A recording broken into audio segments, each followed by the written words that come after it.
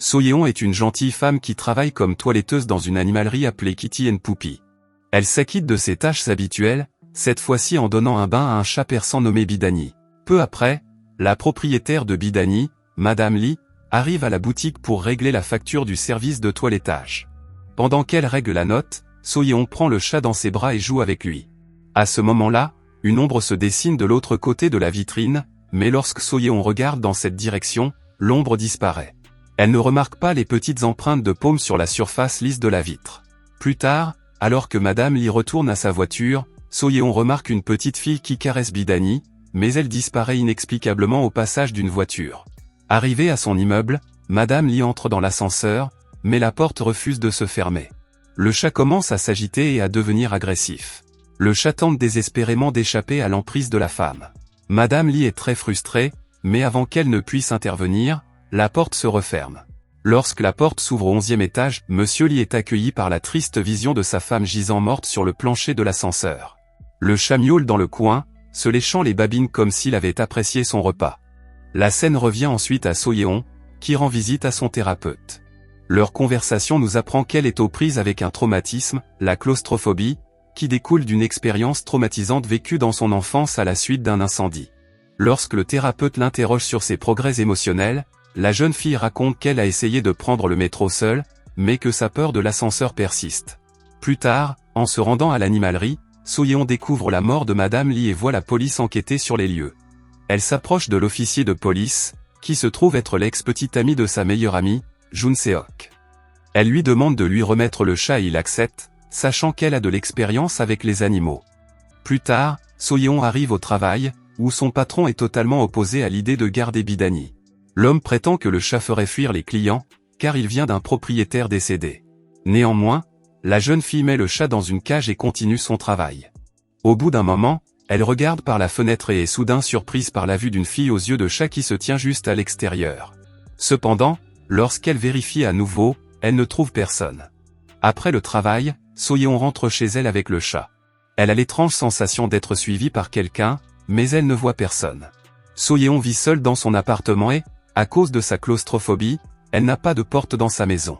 Alors qu'elle joue avec le chat, elle reçoit un appel téléphonique de sa meilleure amie, Boe, qui lui parle d'adopter un chat. Au cours de la conversation, So-yeon mentionne sa rencontre avec Jun Seok plus tôt dans la journée, mais son amie n'est pas étonnée et lui dit qu'elle ne voit pas d'inconvénient à ce qu'ils sortent ensemble. Après le coup de fil, alors que So-yeon joue avec le chat, l'animal fixe soudain quelque chose sous le lit. Intriguée, So-yeon regarde sous le lit pour sortir le chat, mais elle sent la présence de quelqu'un qui l'observe. Lorsqu'elle se penche pour jeter un second coup d'œil, un visage fantomatique se précipite vers elle, l'effrayant au plus haut point. La jeune fille pousse un grand cri et recule frénétiquement, haletante.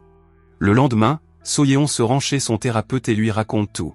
Cependant, ce dernier lui dit que la petite fille qu'elle a vue est peut-être le reflet de sa propre jeunesse, à l'époque où elle a subi le traumatisme. Plus tard, So-yeon et Boe montent dans un bus et se rendent dans un refuge pour chats. Il s'avère que Boe est à la recherche d'un chat à poils longs pour exercer ses talents de toiletteur. So-yeon, cependant, n'aime pas cela et gronde son ami pour être égoïste et utiliser les chats comme des outils. À leur arrivée, les filles découvrent que le refuge, rempli de chats en cage, est poussiéreux et négligé. Elles rencontrent l'un des employés, Monsieur Long, qui leur fait visiter les lieux. L'attention de So-yeon est attirée par un chat en mauvais état.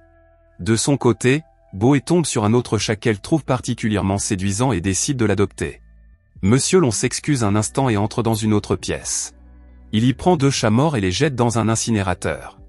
Lorsque l'homme revient, So-yeon lui indique un chat qui vient de s'effondrer à l'intérieur de la cage. Mais Monsieur Long l'ignore et part avec Boe et l'animal qu'elle a choisi. Dès leur départ, la porte se referme d'elle-même, laissant So-yeon coincé à l'intérieur. Voyant cela, sa claustrophobie se déclenche et elle commence à frapper à la porte en criant pour sortir. Ses visions deviennent floues et elle commence à s'étouffer, crachant quelques brins de fourrure. Mais avant que la situation ne s'aggrave, son ami la trouve et l'aide à se relever. Pendant ce temps, au poste de police, Jun Seok et ses collègues examinent les images de vidéosurveillance de l'ascenseur. On y voit le chat échapper à l'emprise de la femme, qui regarde avec effroi dans sa direction. Peu après, la femme tombe à la renverse et lutte contre une force invisible jusqu'à son dernier souffle. Sur la base de ces éléments, les agents concluent que la femme a été victime d'une crise de panique. Le lendemain soir, Au travail, So-yeon tombe sur une réserve et la trouve remplie de chats décédés. À sa grande surprise, une main émerge des cadavres et lui attrape la cheville. Dans une lutte effrénée, elle parvient à se libérer et à s'échapper de l'endroit. Même de l'extérieur, elle voit la mystérieuse fille aux yeux de chat dans la pièce. Quelques instants plus tard, Jun Se-ok arrive et vérifie minutieusement l'endroit, mais ne trouve rien d'étrange. Comme un gentleman, le garçon la ramène chez elle. Après avoir vécu les événements troublants de la journée, So-yeon a du mal à s'endormir ce soir-là. Elle fait le cauchemar d'un Bidani décapité et de son père. La jeune fille se réveille brusquement avec des sueurs froides, mais elle sourit lorsqu'elle voit la queue de Bidani bouger sous la couverture. Elle enlève la couverture, et c'est avec effroi qu'elle aperçoit la mystérieuse jeune fille. Le lendemain, So-yeon va payer les factures de son père à l'hôpital psychiatrique, mais elle part sans même le voir. Elle se rend chez Boé, où elle la trouve enthousiaste à l'idée de toiletter son nouvel animal de compagnie. Cependant, le chat ne semble pas coopératif, il griffe Boé et se cache dans l'armoire. Alors que Boé tente de le sortir de là, elle est confrontée au spectacle troublant de la fille aux yeux de chat qui se tient près de son armoire. So-yeon, qui n'a pas remarqué cette présence effrayante, voit la porte de l'armoire se fermer d'elle-même. Elle décide alors d'aller voir son amie dans la pièce faiblement éclairée, où les lumières ne fonctionnent pas. Elle remarque une paire de pieds parmi les vêtements suspendus. En s'approchant et en retirant les vêtements, elle trouve la jeune fille debout, ce qui la fait sursauter. Le mouvement de la jeune fille fait tomber les vêtements suspendus, révélant le corps sans vie de Boé. Malgré l'horreur de cette découverte, So-yeon agit rapidement et emmène son amie à l'hôpital. Malheureusement, les médecins ne parviennent pas à la sauver et le corps de la jeune fille est transporté à la morgue par un ascenseur. D'abord hésitante à entrer dans l'ascenseur, So-yeon y pénètre nerveusement. Elle voit du sang se répandre sur le drap qui recouvre le corps de Boé. Elle affirme frénétiquement que son amie est vivante, mais les médecins l'ignorent, supposant que la jeune fille est émotionnellement détruite. So-yeon soulève alors le drap et voit son amie morte.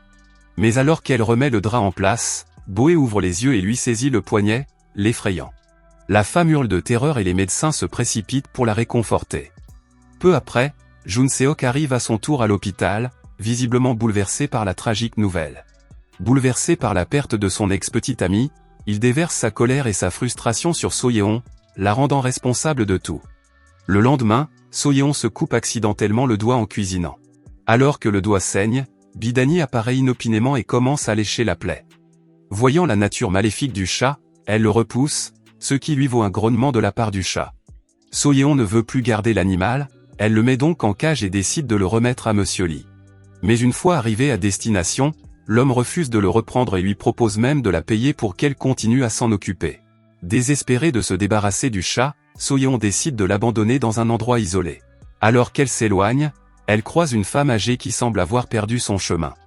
Inquiète, So-yeon l'accompagne au poste de police et découvre que la femme souffre de la maladie d'Alzheimer. Peu après, son fils arrive au poste et la ramène chez elle. Juste avant que So-yeon ne parte, Jun Se-ok s'approche d'elle et s'excuse pour son comportement. Il promet ensuite d'élucider le mystère des morts inexpliquées. Il appelle le refuge pour animaux afin de se renseigner sur le chat de Boé, mais son appel est brusquement interrompu. Pendant ce temps, au refuge, Monsieur Long injecte des drogues mortelles aux chats et les photographie avant de les jeter dans l'incinérateur. Cependant, à un moment donné, la porte de l'incinérateur ne fonctionne pas, refusant de se fermer correctement. Alors que Monsieur Long enquête, il est soudain entraîné à l'intérieur par la fille aux yeux de chat. La mystérieuse entité l'enferme dans l'incinérateur et le brûle à mort. De son côté, So-yeon est dans sa maison lorsqu'il entend des bruits venant de l'extérieur. En jetant un coup d'œil par le Judas, elle aperçoit le même jouet qu'elle utilisait autrefois pour jouer avec Bidani. Lorsqu'elle plisse les yeux pour mieux voir, la fille fantôme apparaît soudain devant elle, ce qui la fait tressaillir de peur. Au même moment, elle reçoit un appel téléphonique de Jun Se-ok, qui lui demande de l'accompagner au refuge pour animaux. Là, il découvre les photos de nombreux chats assassinés, dont celui de Boé. À ce moment-là, un bruit étrange les conduit dans la salle de l'incinérateur où ils découvrent un spectacle troublant, le corps brûlé de Emerlon. Après avoir assisté à tous ces décès, So-yeon se rend compte qu'il y a un point commun, toutes les victimes ont été retrouvées dans des espaces clos, comme un ascenseur, une armoire et maintenant l'incinérateur. Elle en conclut que l'auteur des faits est incapable de tuer dans des espaces ouverts. À la recherche d'autres réponses, So-yeon se rend à l'association de sauvetage des animaux, où elle découvre les origines de cette sinistre histoire. Il s'avère qu'il y avait une infestation de chats errants dans le sous-sol de l'immeuble de Dongga. Lorsque les résidents ont commencé à se plaindre, les portes et les fenêtres du sous-sol ont été cimentées et les chats ont été laissés à l'étouffement. 2 semaines plus tard, des ouvriers ont enlevé tous les cadavres des chats et les ont incinérés.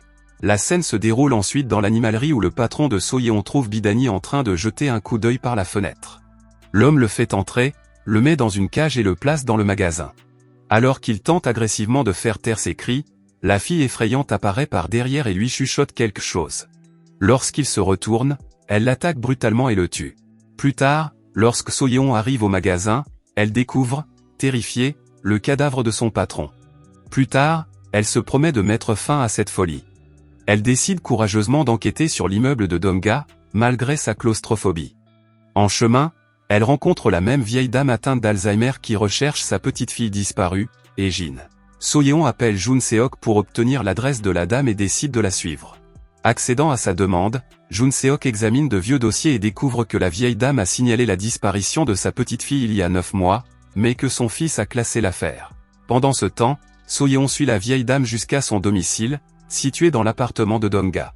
Elle y fait une découverte choquante, elle trouve une photo de Ejin, qui n'est autre que la même fille aux yeux de chat qu'elle voyait depuis tout ce temps. Avant qu'elle ne puisse poser plus de questions à ce sujet, elle est chassée par le fils de la vieille dame.